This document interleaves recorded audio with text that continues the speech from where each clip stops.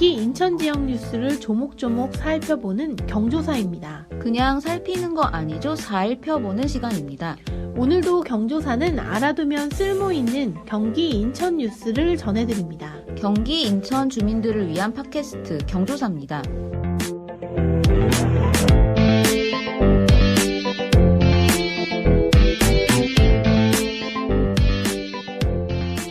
네, 2주간의 경기 인천 소식을 전해드리는 요즘 우리 동네는입니다.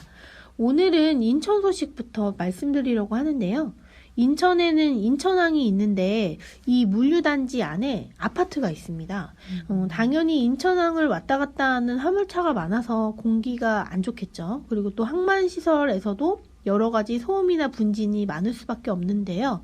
이 아파트에 사는 분들이라면 피해가 사실 좀 심하실 것 같아요. 그렇죠. 네. 그래서 2005년에 아파트 주민들이 인천시에 집단으로 이주 대책을 요구했어요. 그래서 2023년 올해 18년 만에 이곳 아파트 주민들이 통째로 이주하는 방안이 확정이 됐습니다. 조금 더 상세한 설명 부탁드릴까요? 네, 말씀하신 아파트는 인천 중구 신흥동 3가 항운 아파트와 항동 7가 연안 아파트입니다. 이곳 두 아파트 규모가 1191가구인데요. 주거 여건이 여러 주변 환경 때문에 굉장히 열악하기 때문에 사실 지금도 전체 가구의 30% 정도만 거주를 하고 나머지는 빈집입니다. 이런 상황 때문에 지난 2005년에 주민들이 집단 민원을 냈었는데 여러 입장차들이 있다 보니까 지난해 말에서야 국민권익위원회에서 조정이 성립돼서 이주대책이 확정될 수 있었습니다. 환경 피해를 이유로 이렇게 아파트 주민 전체가 이주하는 사례는 국내에서 처음입니다. 이분들이 송도로 이주를 한다고 하는데 구체적으로 어떻게 이주를 하는 거죠? 이렇게 1000가구 이상 이주를 한 번에 하기는 좀 쉽지 않을 것 같은데. 그 부분 때문에 이주 자체를 결정하는 데도 상당한 시간이 걸렸습니다. 우선 인천시 계획은 2단계에 걸쳐서 이주를 추진한다는 건데요. 시가 소유하고 있는 서구 원창동 북항 토지를 인천해양수산청이 관리하고 있는 송도국제도시 아암물류 2단지 내에 있는 국유지와 교환하는 게 핵심입니다. 이 두 토지는 가격차가 255억 원 정도가 되는데요. 그 비용은 아파트 주민들이 구성한 이주조합이 부담하는 방안입니다. 이게 1단계인데요. 이렇게 되면 인천시가 이제 송도 부지를 갖게 되죠. 그 이후에 인천시는 그 송도 부지를 아파트 이주조합에 내주고 인천항 안에 있는 문제의 이 아파트 2개를 인천시가 대신 가져간다는 구상입니다. 그러면 이주조합이 송도 땅에 아파트를 건설해서 통째로 이사를 가는 방식입니다. 이렇게 이사를 완료하는 시점은 2030년을 목표로 하고 있는데요. 주민들이 통째로 이주한 이후에 인천시는 원래 아파트 자리에 체육시설이나 문화공원 등의 여러 방안을 검토하고 있습니다. 이렇게 방안을 만들어내는 것도 상당한 시간이 걸렸을 것 같고 아파트 주민들도 의사가 굉장히 중요하잖아요. 그렇죠. 이런 인천시 구상에 대해서 주민분들 분위기는 어떤가요? 동의율이 아직 80%에 조금 못 미치는 걸로 알려졌습니다. 주민들도 각자 사정에 따라서 반응이 엇갈리는 모습인데요. 우선 집을 보유하고 있는 원주민분들은 지금 여기 사는 게 너무 힘들다. 빨리 송도로 이사 갔으면 좋겠다는 반응입니다. 근데 여기 아파트가 인천항 안에 있다 보니까 아무래도 여기 일하는 분들이 전월세로 사는 분들이 적지가 않거든요. 네네. 이런 분들은 일터랑 가까우니까 여기에서 살고 있는 건데 옮겨간다니까 걱정이다. 이런 반응입니다. 또 여기가 주거 여건이 좋지 않다 보니까 임대료가 굉장히 저렴한 편인데 이 정도 돈으로는 인천에서 집 구하기가 어렵다. 이런 세입자분들도 있는 상황입니다. 세입자 이제 집주인분들 사이 입장이 좀 갈리는 상황이네요. 네. 근데 사실 또 원주민분들은 되게 어쨌든 오랜 기간 열악한 주거 상황 속에서 고통을 받아왔는데 또 세입자분들도 어쨌든 나름대로는 걱정이 많은 상황이네요. 네. 무려 18년 만에 이런 이주 대책이 결정된 만큼 원활하게 잘 이루어졌으면 하는 바람입니다. 그리고 저희가 우리 동네 항상 기쁜 일, 슬픈 일을 전해드린다고 말씀을 드렸는데 뉴스를 전하다 보면 슬픈 일이 좀 더 많은 것 같아요. 그래서 이번에는 좀 감동적인 사건 하나를 소개드릴까 합니다. 설 명절 수원에서 있었던 일인데요. 겨울철에 전기장판 침대 많이 깔아두시죠? 네, 전기장판은 뭐 겨울 필수품이죠. 특히 올해 겨울에는 워낙 혹한이라 더 그럴 것 같은데요. 네, 사건이 발생한 날은 지난달 22일, 그러니까 설 명절 당일이었어요. 네네. 수원시 건성구 한 아파트에 살고 있는 A씨가 아침부터 계속 타는 냄새가 나는 거예요. 그래서 처음 냄새를 맡은 게 이게 한 오전 7시쯤이라고 하시더라고요. 근데 냄새가 계속 되니까 관리사무소에도 문의를 했는데 이상이 없고 도시가스에도 연락을 해서 방문 점검까지 받으셨대요. 근데 전혀 A씨 집안에서는 원인을 찾을 수가 없는 거예요. 네, 그런데도 하루 종일 타는 냄새가 나니까 A씨가 한 오후 5시쯤 119에 신고를 했습니다. 그래서 신고를 받고 수원 남부소방서 호매실 119 안전센터 3팀 소속의 최봉조 나무정 소방이와 백성환 강지훈 소방사가 출동을 했습니다. 네네네. 근데 이제 처음에 소방대원들도 불이 났다고 딱 단정을 못하는 거예요. 분명히 냄새는 나지만 A씨 집안을 아무리 봐도 화재 감지기도 작동하지 않고 또 열 화상 카메라로 구석구석 탐지해도 별다른 걸 발견하지 못했습니다. 아, 이게 냄새는 계속 나는데 이게 뭐 감지되는 건 없고 굉장히 답답하셨을 것 같아요. 그렇죠. 그래서 근데 딱 유일한 단서 하나를 발견을 했는데요.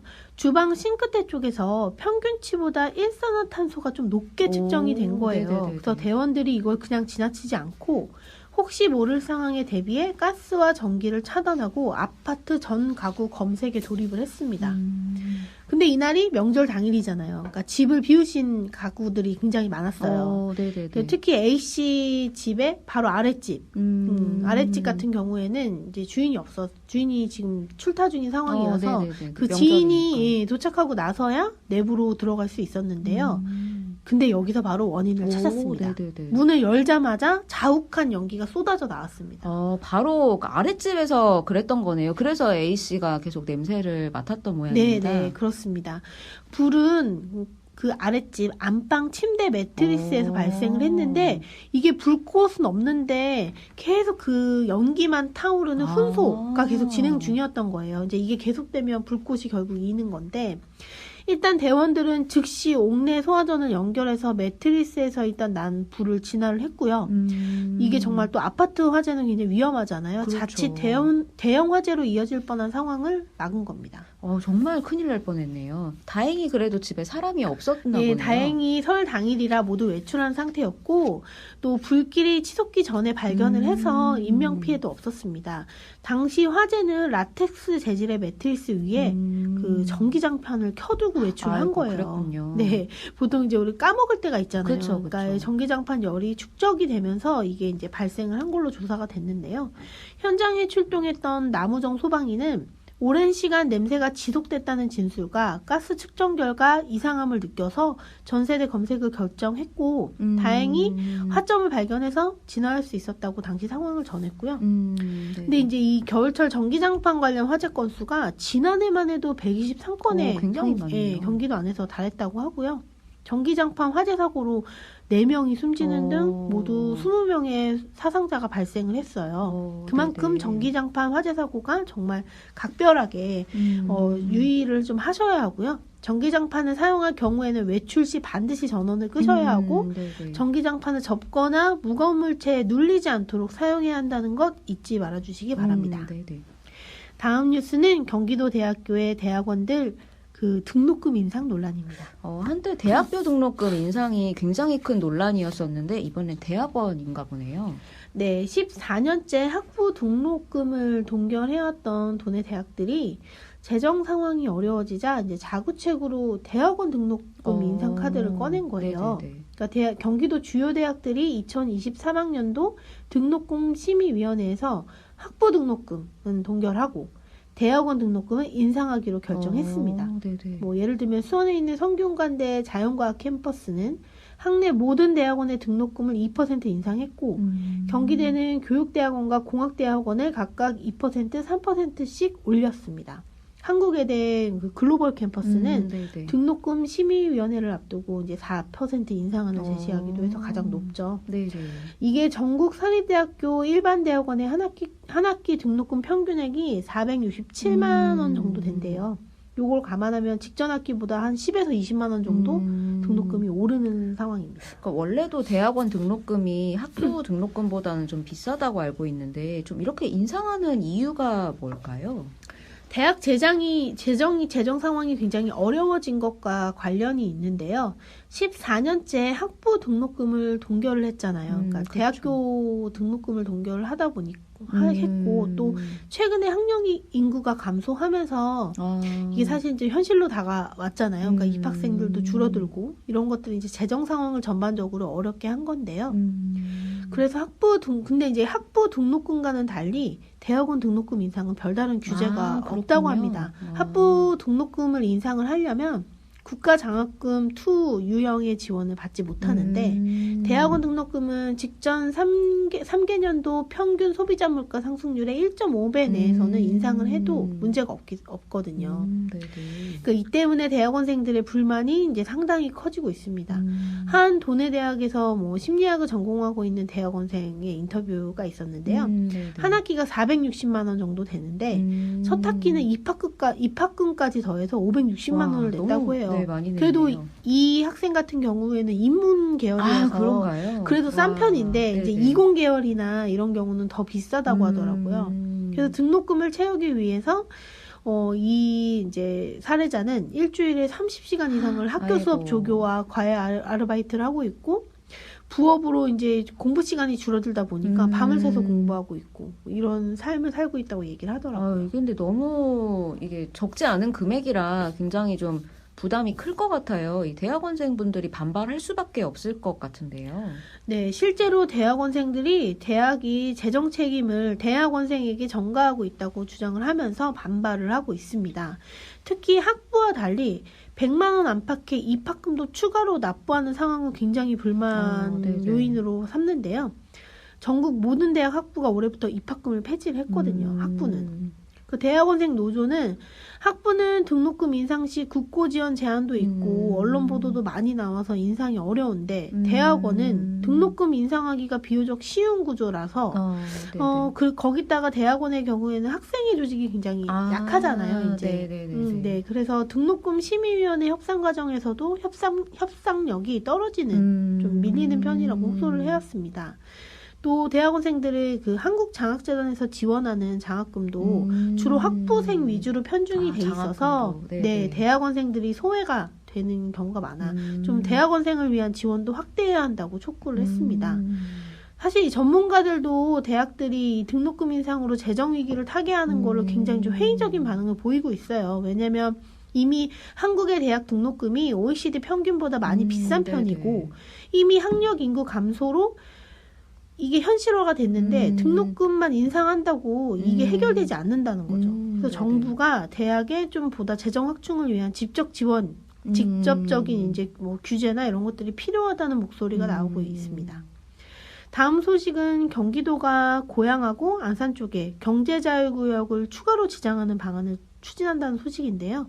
지금 경기도에는 평택 현덕지구하고 포승지구 그리고 시흥 배구지구가 경기경제자유구역으로 지정돼 있잖아요. 네네. 이 영역을 고양하고 안산까지 넓히겠다는 겁니다. 고양하고 안산은 어떤 지역일까요? 네. 고양은 JDS 지구, 안산은 안산 사이언스 밸리입니다. 경기도하고 고양시, 안산시 3개의 기관이 비용을 분담해서 1년 정도 용역을 한 다음에 내년 1월에 산업통상자원부에 경기경제자유구역 추가 지정 신청서를 낸다는 계획인데요. 우선 JDS는 고양시 장항동, 대화동, 송산동, 송포동 일원을 일컫습니다. 고양시는 1기 신도시인 일산신도시가 조성되면서 도시화가 가속화된 지역인데요. 문제는 일산신도시가 자족 기능이 부족하다는 겁니다. 지역 내에 기업을 유치를 하고 싶어도 여러 수도권 관련 규제 때문에 한계가 있었는데요. 고양시는 경제자유구역으로 지정이 되면 이런 고민을 해결할 수 있을 걸로 보고 있습니다. 경기 북부에는 경제자유구역이 하나도 없다는 점도 고양시가 JDS의 경제자유구역 지정 필요성을 강하게 주장해온 이유 중 하나인데요. 경기 남부에 있지만 안산시 역시 경제자유구역 지정이 절실하기는 마찬가지입니다. 안산은 반월 시화 국가산업단지를 중심으로 성장한 도시인데요. 제조업 중심의 성장 동력이 차츰 떨어지면서 체질 변화가 필요해진 상황입니다. 이 체질 변화의 중심지가 바로 안산 사이언스밸리인데요. 안산 사이언스밸리는 안산시 상록구 사동 일대에 안산 지역 내에 산학연 기관들하고 기업들이 모여있는 전국 유일의 지적 연구단지입니다. 한양대학교 에리카 캠퍼스, 경기테크노파크, LG 이노텍 등이 여기에 있고요. 중소벤처기업도 200여 개가 있습니다. 국책연구기관이나 대기업 연구소에서 근무하는 연구원들도 4,600명에 이를 정도입니다. 이렇게 산학연 시설이 모두 모여 있어서 여러 첨단 산업의 중심지로 거듭나고 있는데요. 안산 사이언스밸리의 경제자유구역 지정을 통해서 지역 경제의 활로를 찾겠다는 게 안산시 목표입니다. 고향하고 안산에선 이제 정말 절실한 목표가 그렇죠. 될 것 같은데요. 내년 1월에 정부에 신청서를 낸다고 했는데 경기도만 내는 건가요? 인천시도 경제자유구역 추가 지정을 준비하고 있습니다. 경제자유구역으로 지정이 되면 이곳에 입주한 기업들은 여러 규제 특례나 세제 혜택을 받게 되다 보니까 각 지자체로서는 기업을 유치하는 데 아주 좋은 요인이 되는데요. 지역 내에 인천경제자유구역을 보유하고 있는 인천시가 경제자유구역 추가 지정을 추진하는 이유도 경기도와 크게 다르지 않습니다. 인천시는 인천 중구 내항, 강화도 남단, 서구 수도권 쓰레기 매립지, 연수구 송도 유원지 이렇게 4곳을 인천경제자유구역으로 추가 지정하는 방안을 추진하는데요. 이건 유정복 시장의 핵심 공약인 제물포 르네상스하고 뉴 홍콩시티 프로젝트와 깊이 있게 맞물려 있습니다. 우선 제물포 르네상스 프로젝트는 인천 내항 일대를 개발해서 쇠퇴한 중구하고 동구 일대를 활성화하겠다는 취지인데요. 뉴 홍콩시티 프로젝트는 현재 중국하고 홍콩이 좀 상황이 복잡한데 이것 때문에 그렇죠. 홍콩에 있던 다국적 기업하고 금융자본이 이탈하는 상황에서 인천이 뉴 홍콩으로서 기능하겠다는 프로젝트입니다. 네. 그러려면 두 곳 모두 경제자유구역으로 지정이 돼야 여러 투자나 자본 유치가 원활하게 될 수 있다는 게 인천시 설명입니다. 인천시로서도 핵심 공약의 성패를 좌우하는 게 이 경제자유구역 지정인 만큼 굉장히 적극적으로 준비하고 있습니다. 경제자유구역 추가 지정이 이뤄지면 정말 경기도하고 인천시에는 큰 경사가 그렇죠. 될 것 같은데요. 네네. 저희 경조사에서도 경기도와 인천시가 사활을 걸고 있는 이 경제자유구역 지정 문제를 계속 전달해 드리도록 하겠습니다.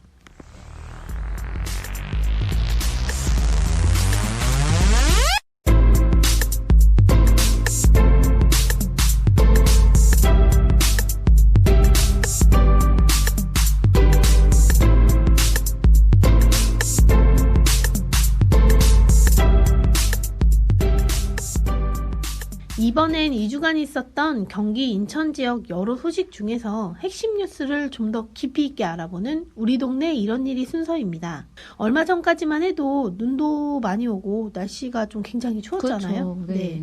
아무리 보일러를 이제 더 틀고 전기장판을 켜도 이게 좀 그럴 수밖에 계속해서 킬 수밖에 없는 분들이 많았어요. 그렇죠? 네. 이러다 보니까 최근에 가장 이슈가 된 일 중에 하나가 바로 난방비 폭탄 논란입니다.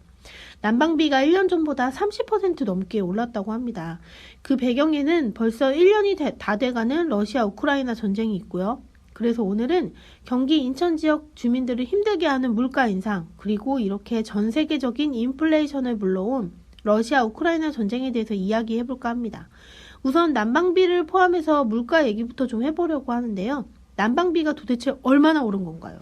말씀하신 대로 아마 최근에 난방비 고지서 받고 깜짝 놀라셨던 분들이 많았을 것 같은데요. 1월에 청구된 게 작년 12월 요금인데 거의 2배 가까이 나왔다. 이런 반응이 제 주변에서도 많았습니다. 이게 단순히 날이 추워서 보일러를 많이 켜고 온수를 많이 써서 그런 거는 아니고요. 작년에 도시가스 요금이 오른 게 겨울철이 되면서 본격적으로 체감이 커져서 그렇습니다. 겨울이 오기 직전이었죠. 작년 10월에 산업통상자원부가 주택용하고 일반용 도시가스 요금을 메가줄당 2.7원 인상했었습니다. 그래서 주택용 요금은 15.9%가 올랐고 일반용 요금도 17% 안팎으로 인상이 됐었는데요. 몰랐네요. 네네. 이게 사실 10월에 올리기 전에도 이미 작년 4월하고 5월, 7월에 조금씩 가스요금을 올려서 결과적으로는 30% 이상은 기본으로 올랐습니다. 날이 추워지기 전에 조금씩 올린 그렇죠. 셈이군요. 네네. 이게 꾸준히 조금씩 오르다 보니까 이게 누적이 된 건데요.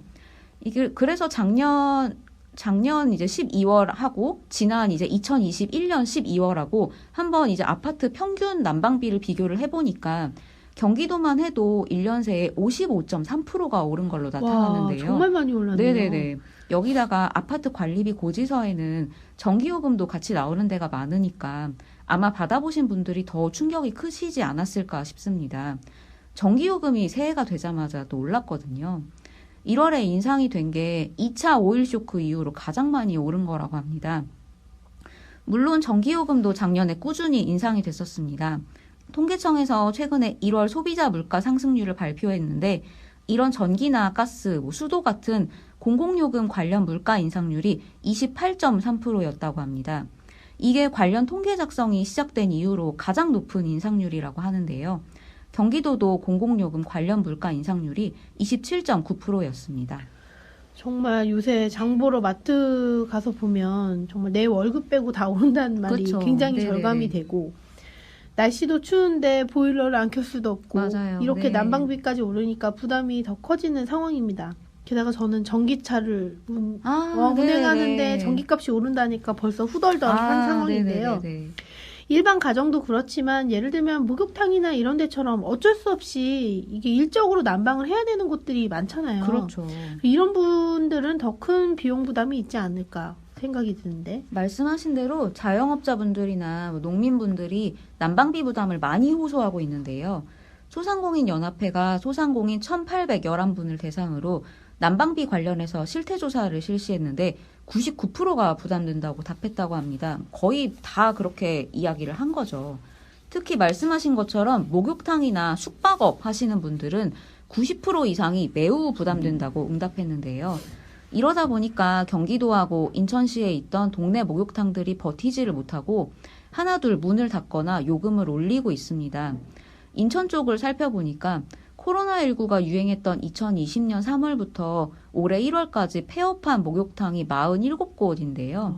여기에 목욕탕 시설에 투자한 비용 때문에 폐업을 못하고 그냥 휴업 상태인 곳도 30곳이 넘는다고 합니다. 그러니까 거의 뭐 80곳 그렇죠. 정도가 지금 뭐 운영을 안 하고 맞아요. 있는 거죠. 그리고 또 어려운 데가 화훼 업계인데요. 여기는 보통 비닐하우스 같은 데서 장미 같은 꽃을 재배를 하는데 이게 실내를 계속 따뜻하게 해줘야 하고 빛도 계속 쬐을 수 있게 해줘야 꽃이 잘 자라거든요. 맞아요. 네네. 네. 근데 난방비하고 전기요금이 많이 오르다 보니까 그만큼 생산비가 껑충 뛴 상황입니다. 이분들뿐만이 아니라 다른 자영업자분들도 가게 난방을 안 하면 찾아오는 소비자분들이 춥다고 항의를 하니까 요금 부담을 감내할 수밖에 없다는 분들이 적지 않습니다. 네, 맞습니다. 저도 얼마 전에 회사 인근에 카페를 갔는데 너무 추워서 네네네. 네. 난방비 부담 때문에. 그러신 것 같아요. 네. 이게 진짜 날씨가 추운데 난방비가 올랐다고 난방을 안 할 수도 없고 여러모로 참 난감한 상황인데요. 그렇죠. 네. 자영업자분들도 그렇지만 또 이렇게 어려울 때는 사정이 어려운 취약계층 분들의 문제가 더 크잖아요. 네네네. 이런 분들에게 난방비 인상은 정말 큰 부담이 될 것 네. 같은데 이분들에 대한 대책은 없나요? 우선 정부에서는 취약계층에 대한 난방비를 지원하기 위해서 1,800억 원을 긴급 투입하기로 했는데요. 윤석열 대통령이 취약계층이 아니더라도 일반 서민 가구에 대한 지원 대책도 강구할 것을 지시했다고 합니다. 정부에서 지원하는 거하고는 별개로 각 지방자치단체에서도 자체 지원에 나서고 있는데요. 경기도는 200억 원을 투입해서 노인하고 장애인 가구에 20만 원, 또 노숙인 시설하고 경로당, 지역 아동센터에 30만 원에서 40만 원을 지원한다는 방침입니다. 이 과정에서 김동연 경기도지사가 진작 대책을 마련했어야 한다고 정부를 비판해서 눈길을 끌기도 했는데요.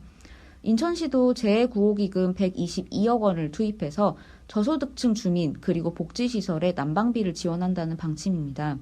이런 광역단체 외에 기초단체에서도 지원을 결정하고 있는데요. 취약계층에 대해서만 지급하는 곳이 대부분인데 파주시는 전국 지자체 중에선 처음으로 관내 모든 가구에 20만 원씩 난방비 지급을 결정했습니다. 이거를 두고 이재명 더불어민주당 대표가 정부에서도 못하는 일을 파주시가 하고 있다고 치켜세우기도 했습니다. 이렇게 난방비 문제가 정치권 화두로 떠오르면서 이런 식으로 뭐 선택적 복지냐, 보편적 복지냐 이런 논쟁까지 벌어지는 상황입니다. 마치 기시감이 네네네네. 있는데요. 코로나19가 유행했을 때 정부하고 각 지자체에서 모두에게 재난지원금을 네. 주던 그게 생각이 나네요. 근데 이게 정말 코로나19 같은 국가적인 재난 상황이었잖아요. 사실은 그렇죠. 사회적 재난 상황인 이런 것처럼 오죽 난방비가 네. 많이 올랐으면 이런 난방지원금까지 나올까 싶을 정도네요. 근데 이게 또 난방비만의 문제는 아니잖아요. 그렇죠. 전기요금하고 가스요금도 이렇게까지 많이 오르는데 이유가 대체 뭔지 정말 궁금하네요. 작년에 전기요금하고 가스요금은 사실 꾸준히 올랐다고 이야기하셨는데 작년에만 몇 번씩 올렸다고 하면 이게 뭔가 이유가 있을 것 같은데요. 네. 작년에 사실 전기를 공급하는 한국전력공사하고 가스를 공급하는 한국가스공사가 모두 적자가 심각했는데요. 이 적자는 결국 한전이나 가스공사가 전기하고 가스를 가져오는 비용보다 요금이 낮아서 발생한 겁니다. 생산비가 더 높은 거네요. 그렇죠. 가져오는 비용이 정말 크게 증가했는데 이건 작년 2월에 시작된 러시아 우크라이나 전쟁에 큰 영향을 미쳤습니다. 우선 가스부터 설명을 드리면 도시가스는 LNG입니다. 이 LNG는 수입을 해오는데요.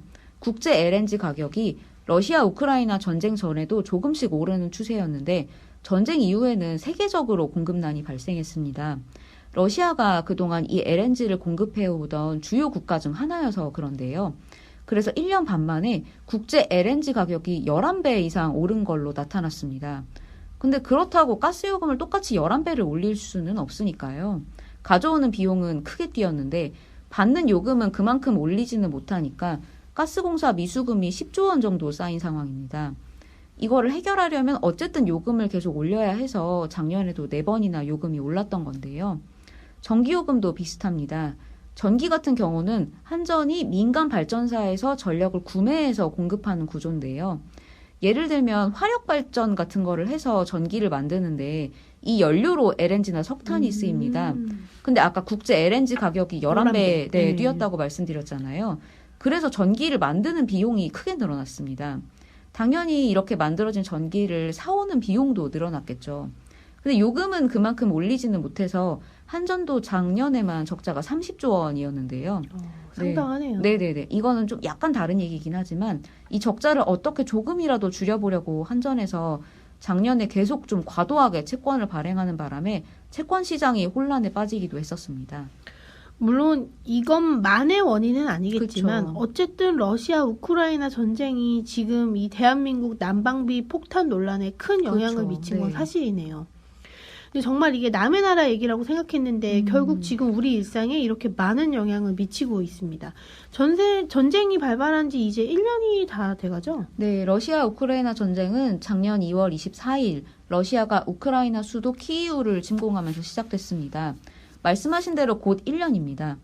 당장 뭐 전쟁의 공포나 피해 이런 게 우리한테 바로 체감되지는 않지만 이 전쟁이 미친 여파가 지난 1년간 우리 일상에 적지 않은 영향을 준 게 사실입니다.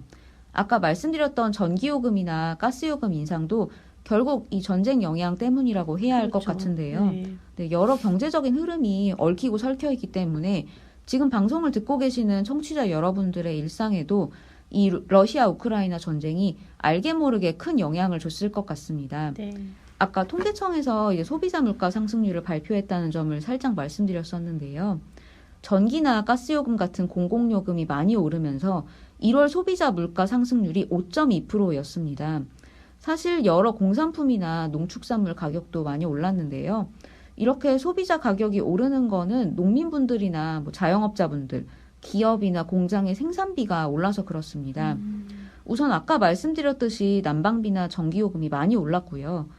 또 러시아가 곡물이나 석유, 철강, 또 뭐 시멘트 원재료가 되는 유연탄 같은 거를 그동안 많이 수출했던 나라인데 전쟁 때문에 이게 다 막히니까 곡물도 그렇고 뭐 철강 같은 자재 가격이 많이 올랐습니다. 예를 들어서 우리가 뭐 많이 마시는 우유를 보면요.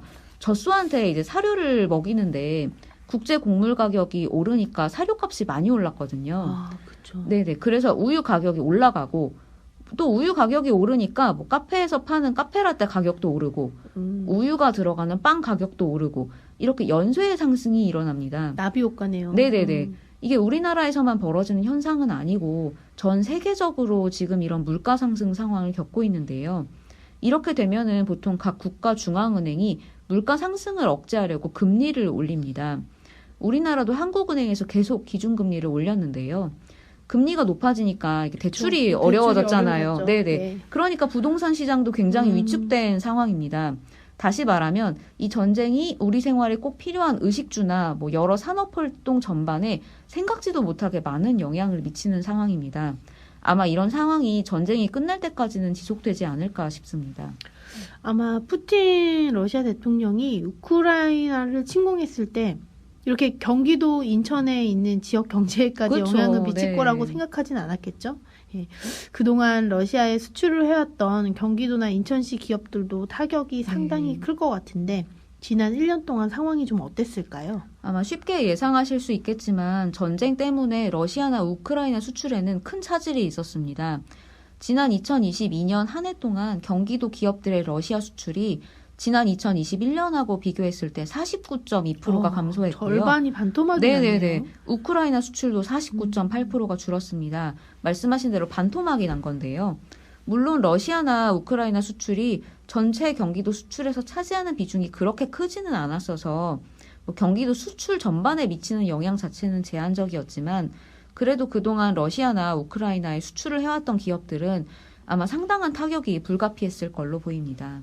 사실 2020년 무렵에 또 코로나19가 유행할 때보다 지금이 더 체감하는 경기는 나쁘다 네. 이렇게 말씀하시는 분들도 적지 않았잖아요. 네네네. 지금의 이런 경기 위축이 러시아 우크라이나 전장에서 또 상당 부분 비롯됐다고 네. 하니 얼른 전쟁이 끝나서 두 나라도 평화를 찾고 우리 경기도 인천 지역 경제도 안정화가 됐으면 하는 바람입니다.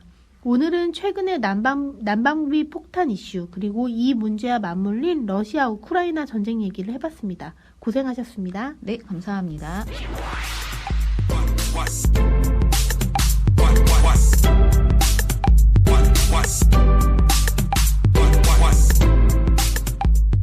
저희 경조사는 앞으로도 이렇게 경기 인천 지역의 슬픈 일 그리고 기쁜 일을 쏙쏙 조목조목 여러분께 전달해드리도록 하겠습니다. 경기 인천 지역 뉴스를 조목조목 살펴보는 경조사 시간이었습니다. 저희는 또 다른 경조사들 가득 채워서 오겠습니다. 감사합니다. 감사합니다.